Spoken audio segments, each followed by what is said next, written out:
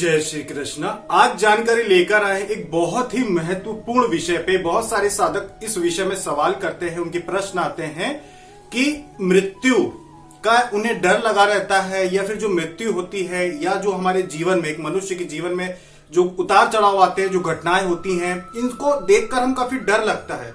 एक तरफ तो मन करता है कि अध्यात्म से जुड़े, एक तरफ जो जीवन में तकलीफें होती हैं, जो परेशानियां आती हैं, इनको देखकर, जो कष्ट हमें मिलते हैं उन्हें देखकर मन घबरा जाता है। तो आज का ये वीडियो जो भी व्यक्ति पूरा देख लेगा, पूरे जीवन में उसे मृत्यु का भय जो है वो कभी नहीं सताएगा। आपको कभी भी मृत्यु का भय नहीं सताएगा, इस वीडियो को आप अगर पूरा देख लेते हैं तो। आज इस वीडियो का जो मुख्य विषय है वो यही है कि जीवन से मृत्यु का भय कैसे हटाया जाए। देखिए, ये एक ऐसा गूढ़ रहस्य है। वैसे तो बहुत सारे गूढ़ रहस्य हैं जिन पर हम अब लगातार आपको वीडियो बनाकर बताएंगे। एक बहुत ही अच्छी कथा आज आपको हम सुनाते हैं, जो कि भीष्म पितामह ने जब बाणों की सैया पर वो लेटे हुए थे, तब उन्होंने युधिष्ठिर को सुनाया था, जिससे कि आपको पता चल जाएगा कि मनुष्य जीवन में उतार चढ़ाव और ये जो अकाल मृत्यु होती है, जो मृत्यु का भय होता है, वो क्यों आपको सताता है और क्या उसे सताना चाहिए, ये कैसे कार्य करता है, काल की गति कैसे कार्य करती है, कर्म किस तरह से कार्य करते हैं, ये बात आज आपको समझ में आने वाली है इस वीडियो में, इस कथा को सुनकर। एक बार की बात है, ये भीष्म पितामह जब अपनी बाणों की शैया पर लेटे हुए थे, जब युधिष्ठिर ने उनसे ये कहा कि पितामह, ये जो युद्ध है, इसमें जो मृत्यु हुई है, हो सकता था कि मैं इन्हें रोक सकता था, मैं ही इनका कारण हूं, मेरी वजह से ये सब कुछ हुआ है, और अब मेरा जो मन है वो बहुत ज्यादा खेद में है, बहुत ज्यादा दुख में है कि मेरी वजह से ये सब हुआ है। आपकी भी ये जो स्थिति हुई है ये मेरी ही वजह से हुई है। तब भीष्म पितामह ने उन्हें, युधिष्ठिर को भीष्म पितामह ने ये कथा सुनाई थी। इस कथा को बहुत ध्यान से सुनना आप, जिससे आप समझ जाएं कि काल का चक्र कैसे चलता है और मृत्यु का भय जो है वो सताना चाहिए आपको कि नहीं सताना चाहिए। एक बार की बात है, एक स्थान पर गौतमी नामक एक ब्राह्मणी रहती थी, एक स्त्री, ब्राह्मणी स्त्री रहती थी, जिसका एक पुत्र था। पुत्र जो उसका था 10-11 साल का पुत्र था, बालक था, वो यहाँ वहां खेल रहा था। वो एक ब्राह्मणी भक्ति में लगी रहती थी, अपने कार्य करती रहती थी और अपने मन को काफी शांत चित्त रखती थी, बिल्कुल अपने मन में जो है उथल पुथल नहीं आने देती थी। उसका एक दिन पुत्र खेल रहा था और वहीं पर एक सर्प आया और उसने उसके पुत्र को डस लिया। उस ब्राह्मणी गौतमी ने देखा कि मेरे पुत्र को सर्प ने ढस लिया है और मेरा जो पुत्र है वो तड़प के वहीं पर फड़फड़ा के और वहीं पर उसने अपने प्राण चले गए, उसने अपने प्राण त्याग दिए हैं। तो ये स्थिति हुई। कुछ ही देर में उसी गौतमी, ब्राह्मणी गौतमी के पास एक शिकारी, जिसे बहेलिया भी कहते हैं, वो आया। उसने कहा कि हे माते, तुम्हारे जो इस पुत्र को जिस सांप ने ढसा है, देखिए मैंने सांप को ढूंढ लिया है यहीं पर, कि ये यहीं पे झाड़ियों में छुपा हुआ था, इसी ने आपके पुत्र को ढसा है, उसकी मृत्यु की है, यही आपके पुत्र की मृत्यु का कारण है। अब आप बताइए कि मैं इसे किस तरह से दंड दूं। आप कहें तो मैं इसे इसी समय हत्या करके और इसे जमीन में गाड़ दूं, या फिर इसे मैं जला देता हूं। आप ही बताइए माता कि इस सर्प को अब क्या दंड देना है। अब आगे क्या हुआ?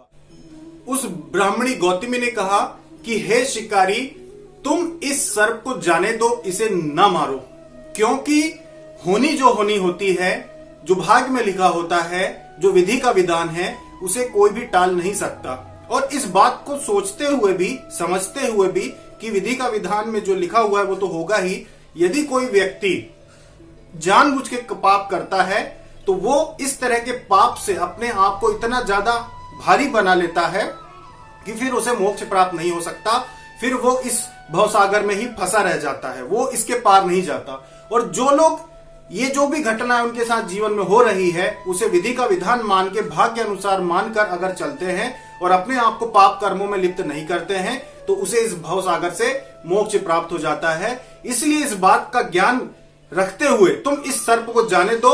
मेरे पुत्र की जो ये मृत्यु हुई है, इसमें इस सर्प का कोई दोष नहीं है, इसे जाने दो। ऐसा उस गौतमी ब्राह्मणी ने अर्जुनक नामक उस शिकारी को कहा।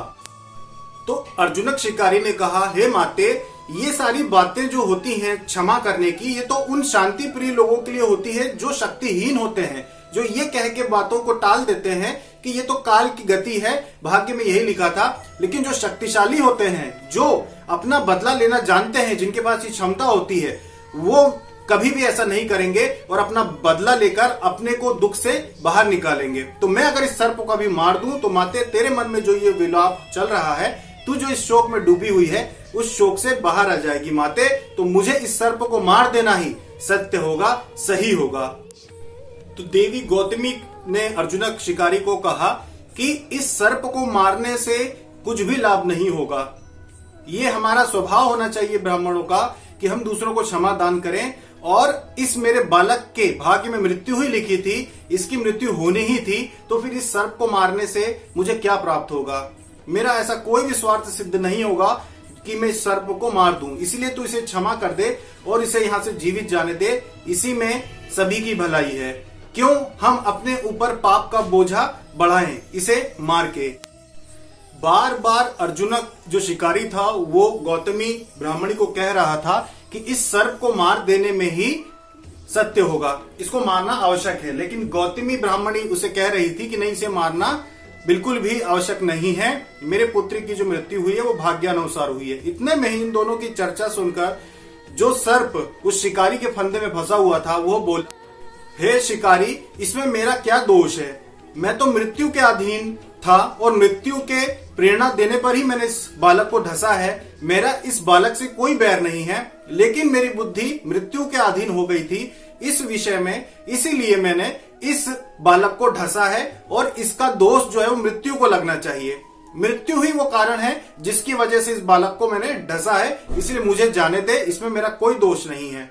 मृत्यु ही इसकी पूरी जवाबदेही मृत्यु की ही बनती है।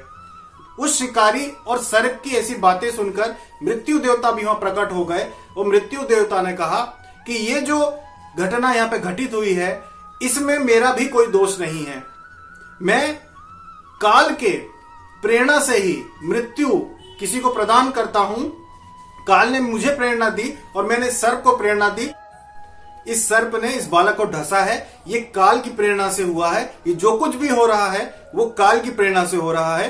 काल ही वो एक देवता है जिसके काल चक्र के अनुसार ही मनुष्य को सुख दुख वैभव सुख संपत्ति और मृत्यु प्राप्त होती है। काल की जो गणना होती है उसके अनुसार ही मनुष्य को मन में भी अगर सुख दुख का अनुभव होता है तो वो काल के अनुसार ही होता है। मनुष्य के कर्म के अनुसार ही काल ये तय करता है कि कब उसके साथ कैसा व्यवहार करना है, और काल की प्रेरणा पर ही मैंने इस सर्प को माध्यम बनाया कि इस बालक की मृत्यु होना है। इसका समय पूर्ण हो गया है और इसीलिए मैंने इसे प्रेरणा दी और इसने जाके उस बालक को ढसा। यानी कि इस बालक की मृत्यु में ना ये सर्प दोषी है और ना मैं स्वयं भी दोषी नहीं हूं। ये तो काल का दोष है कि उसके चक्र के अनुसार ही ये सब घटना घटित हुई है। इतनी चर्चा हो ही रही थी कि काल स्वयं वहां पे प्रकट हो गए और उन्होंने कहा कि हे शिकारी, हे बहेलिए, ना तो ये सर्प इस बालक की मृत्यु का कारण है, ना तो मृत्यु स्वयं इस बालक के मरने का कारण है, और ना ही मैं स्वयं काल इसके मरने का कारण हूं। इसके मरने का कारण तो स्वयं ये बालक ही है, स्वयं इस बालक के कर्म ही है। मनुष्य अपने कर्म बंधनों में ऐसा जकड़ा हुआ होता है कि जिस तरह से एक पिता अपने बच्चों का पालन पोषण करता है, उसी तरह से कर्म एक मनुष्य का पालन पोषण करते हैं। जो कर्म होते हैं वही पिता के जैसे अपने बच्चे का जीवन तय करते हैं, वैसे कर्म ही एक मनुष्य के जीवन का तय करते हैं, निश्चय करते हैं कि ये कैसा जीवन जिएगा और ये कब मरेगा। इंसान जो होता है, मनुष्य जो होता है, ये पूरी तरह से कर्म बंधनों में इस तरह से बंधा हुआ रहता है कि एक जीवन में वो जैसे जैसे कर्म करता जाता है, इसी से उसके अगले जीवन में सुख दुख बुद्धि मृत्यु सब कुछ उसका तय होते जाता है। जैसा वो कर्मों का अपना पूरा मार्ग बनाता है, वैसा ही फल उसको अगले जीवन में भोगना पड़ता है। तो इस बालक की मृत्यु का कारण इस बालक के कर्म ही है। तो इसकी मृत्यु का दोष किसी को ना दो। हर मनुष्य अपने कर्म बंधन में बंधा हुआ है। किसी की भी मृत्यु स्वयं नहीं होती है, किसी के भी जीवन में सुख या दुख स्वयं नहीं आते हैं। ये सारी जो परिस्थितियां होती हैं ये कर्म के अनुसार एक दूसरे से बंधी हुई होती हैं। अभी इस क्षण व्यक्ति जो कर्म कर रहा होता है वही उसके भविष्य में होने वाली, भविष्य मतलब कि सिर्फ इस जन्म नहीं, आने वाले जन्म में भी सब कुछ घटनाएं तय कर रही होती हैं। अब इस क्षण इस समय जो कर्म कर रहे होते हैं इसी से आपके आने वाले बचे हुए जीवन और अगले आने वाले जीवन की पूरी घटनाएं तय होती जाती हैं कि आपको क्या क्या प्राप्त होगा और कैसे आपकी मृत्यु होगी। अगर अभी आप कोई भी ऐसा गलत कर्म करते हैं जो आपको इस जीवन में भोगने को नहीं मिला, जैसे कि एक साधिका ने पूछा था कि मेरे जीवन में दुख ही दुख है, ऐसा क्यों है, तो इसका यही उत्तर है कि आज आप जो कर्म कर रहे हैं इससे आपके आगे का जीवन तय हो जाता है। फिर जब आप दोबारा मनुष्य जीवन लेकर आते हैं और जब आप खुद को कोसते हैं कि भगवान ऐसा मैंने क्या कर दिया भगवान कि मेरे जीवन में इतनी तकलीफें दुख हैं, तो ये आपको नहीं पता है, लेकिन आपके कर्मों की ही गणना के अनुसार आपको ये जीवन में सुख और दुख मिलते हैं। भगवान जब आप कोई भी आध्यात्मिक कार्य नहीं करते हैं, कोई भी पुण्य अर्जक करने वाला कोई काम नहीं करते हैं, तब भगवान आपको सिर्फ और सिर्फ एक साधारण मनुष्य बनाकर जन्म दे देते हैं। उसके ऊपर आगे चर्चा करेंगे। इस पूरे व्याख्यान को सुनकर, इस पूरी जो वार्तालाप वहां पे हो रहा था, इसे सुनकर जो गौतमी ब्राह्मणी थी उसके मन में जो विलाप था, जो दुख था, उसमें भी शांति मिली। और उस गौतमी ब्राह्मणी ने फिर कहा बहेलिये को कि इस सर्प को जाने दे, इस सर्प की कोई गलती नहीं है, मनुष्य अपने कर्मों के अनुसार ही मृत्यु को प्राप्त होता है। इस बालक के जो कर्म थे वही इसकी मृत्यु का कारण है। और ऐसी ये जो कथा थी वही समाप्त हुई और वहां पर काल मृत्यु सब अपने अपने लोकों में चले गए। और यही कथा जब भीष्म पितामह ने युधिष्ठिर को सुनाई और कहा कि ये जो कुछ भी घटनाएं हुई है इसमें ना दुर्योधन दोषी था, ना तुम दोषी हो और ना मैं दोषी हूं, ये सब अपने अपने कर्मों का सभी ने फल भोगा है और उसके अनुसार ही मनुष्य का जीवन तय होता है। इसलिए तुम शोक ना करो जो कुछ हुआ है और अपने कर्मों को आगे करते रहो।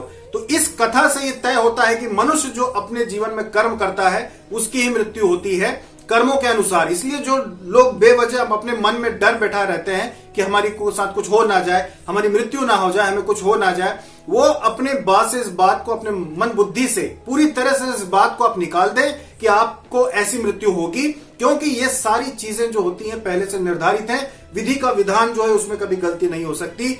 मृत्यु तभी आएगी जब आपके कर्मों के अनुसार मृत्यु लिखी होगी। यदि किसी ने आपको कहा है, यदि ज्योतिष जो विद्या होती है ये कोई ऐसी ही विद्या नहीं होती, कमजोर विद्या नहीं होती, अगर आपको किसी ने कहा है, कभी भी कहा है कि आप पूरा जीवन जिएंगे या लंबी आयु जिएंगे, तो आपको चिंता करने की आवश्यकता है ही नहीं। और अगर मृत्यु होती भी है तो वो कर्म अनुसार ही होगी। आप मृत्यु की चिंता को छोड़ दीजिए, ना मृत्यु की चिंता कीजिए, ना आने वाली जीवन में घटनाओं की चिंता कीजिए कि क्या होगा क्या नहीं होगा। ये सब जो होता है कर्मों का फल है, इसलिए आपको चिंता नहीं करना चाहिए और अपने जीवन को दुख और सुख को समान मानकर चलना चाहिए। अगर आप दुख मनाएंगे तो आपसे गलतियां होगी, पाप होंगे। अगर आप ज्यादा प्रसन्न होंगे तो भी गलतियां होगी, आपसे पाप होंगे। इसलिए अपने ऊपर दुख सुख, किसी भी प्रकार की दुश्मनी बैर, किसी से भी किसी भी तरह की चिंता को अपने दिमाग पे सर पे लेकर नहीं चलना चाहिए। अपने जीवन को बिल्कुल हल्का मानकर चलें। जो कुछ हो रहा है बिल्कुल सब सही हो रहा है। जो मुझे सुख संपत्ति धन मिला है यही मेरे भाग्य में था, आगे जो मुझे मिलेगा वो मेरे भाग्य में होगा, यही मानकर आपको चलना चाहिए। किसी भी प्रकार के मन में भय को जीवन में रखना ही नहीं चाहिए, क्योंकि ये सारे आपके कर्म होते हैं। भगवान को नहीं आपको दोष देना चाहिए। जो अगले जन्म में जब आपको अगर धनवान कुल चाहिए, अगर आपको बहुत अच्छी जीवन चाहिए, तो ये आपके कर्म तय करेंगे। भगवान तो सिर्फ आपको कुछ चीजों में क्षमा करने के लिए है, आपको मोक्ष देने के लिए है। अगर आप ये जो काल चक्र चलता है इससे बाहर निकलना चाहते हैं तो उसमें भगवान का हाथ आपको थामना होगा।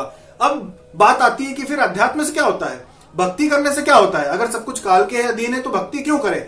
भक्ति इसलिए करें क्योंकि भगवान आपको जीवन तो दे देता है, आपको मनुष्य जीवन तो प्राप्त हो जाता है, आपके प्राप्त होता है आपके कर्मों के अनुसार से। सुख दुख सब कुछ आपके कर्मों के अनुसार से मिलेगा।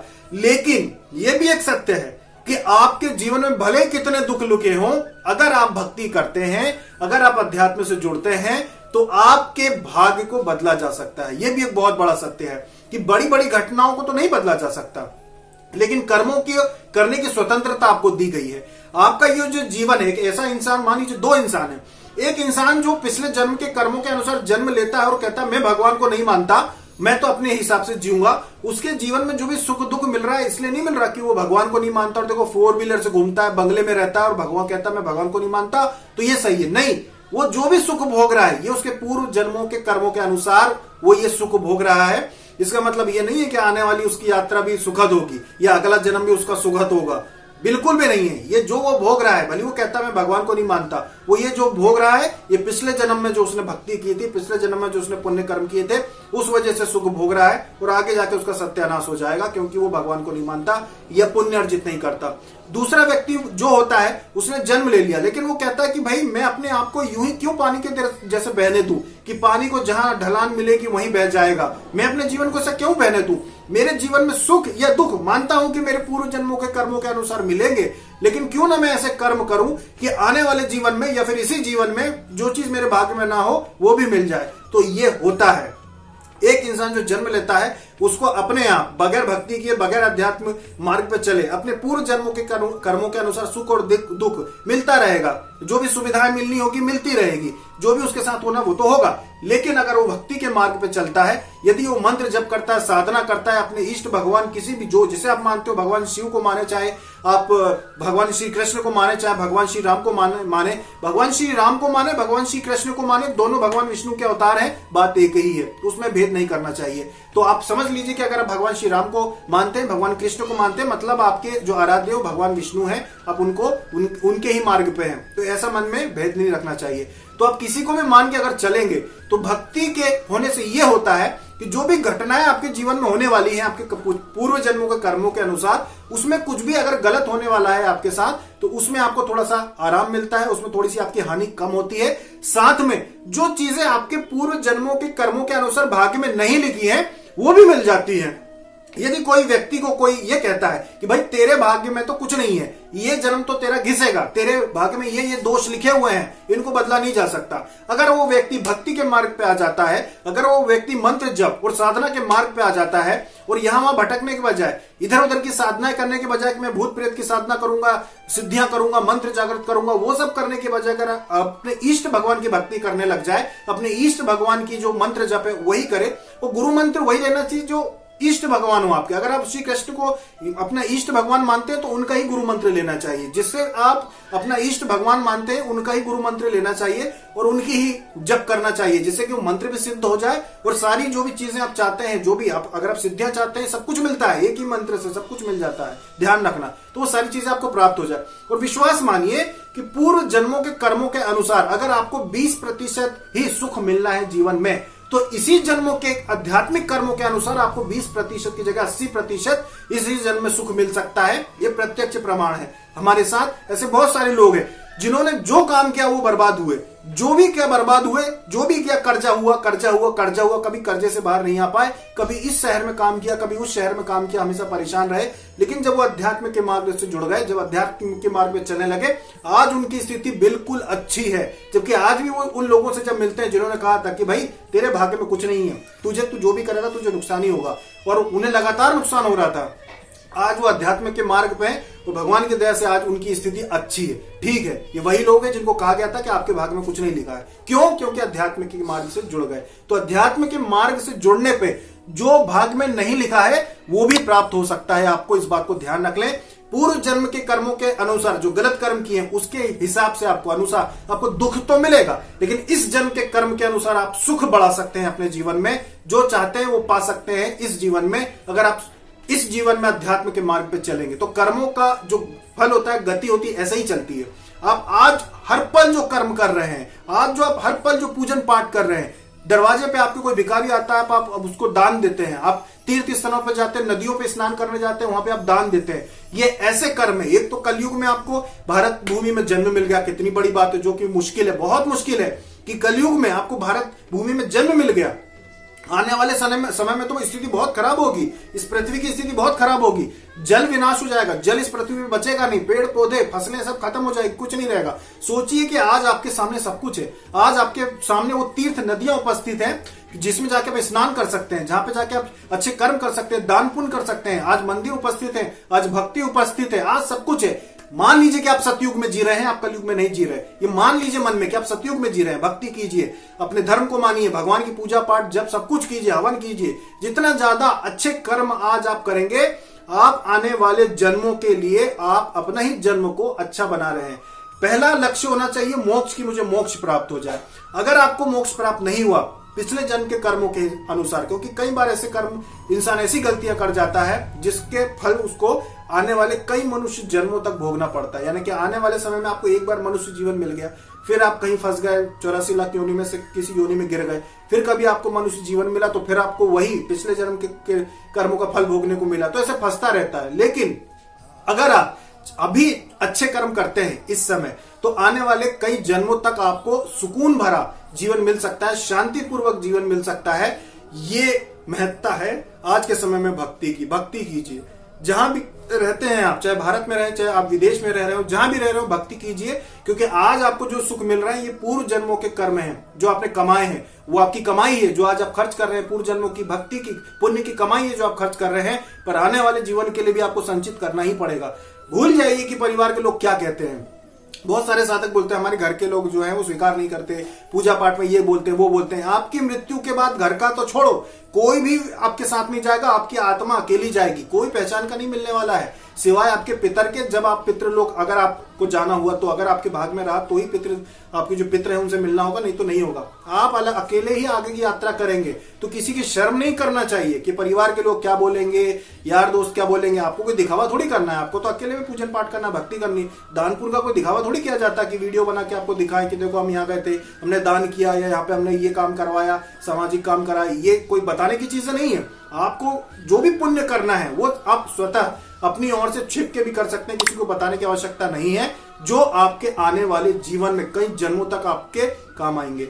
इसीलिए कहते हैं कि जो भी हुआ, जो भी होता है, सब जाने दीजिए। आगे भविष्य के लिए कोई चिंता मत कीजिए कि मृत्यु का भय लगता है या किसी चीज का भय लगता है। कुछ भी नहीं होगा। विधि के विधान से बाहर जाके जो विधि का विधान लिखा है, जो आपने जैसे कर्म किए हैं उसके अनुसार ही जीवन चलेगा। ना आपकी मृत्यु होगी बीच में, ना आपके साथ कुछ ऐसा होगा जो आपके भाग्य में ना लिखा हो। भाग्य के अनुसार ही आपका जीवन चलेगा। इसलिए अपने मन से डर को निकाल दें और सिर्फ एक बात का ध्यान रखना, भक्ति करें चाहे कोई कुछ भी कहे, परिवार वाले कोई कुछ भी कहे, चाहे कोई कुछ भी कहे, आपको भक्ति के मार्ग को अपनाना ही होगा। अगर आप अपने आने वाले जीवन को अच्छा बनाना चाहते हैं या फिर मोक्ष चाहते हैं। मोक्ष जो इंसान चाहता है वो फिर कोई सुख सुविधा की इच्छा नहीं रखता। मन में कुछ नहीं चाहिए मुझे, भक्ति करता है पर कुछ सुख सुविधा नहीं मांगता। जो अपने आप मिल जाए जो ठीक है, पूर्व के कर्मों के अनुसार या कर्मों के पुण्य के अनुसार जो अपने आप मिल जाए वो ठीक है।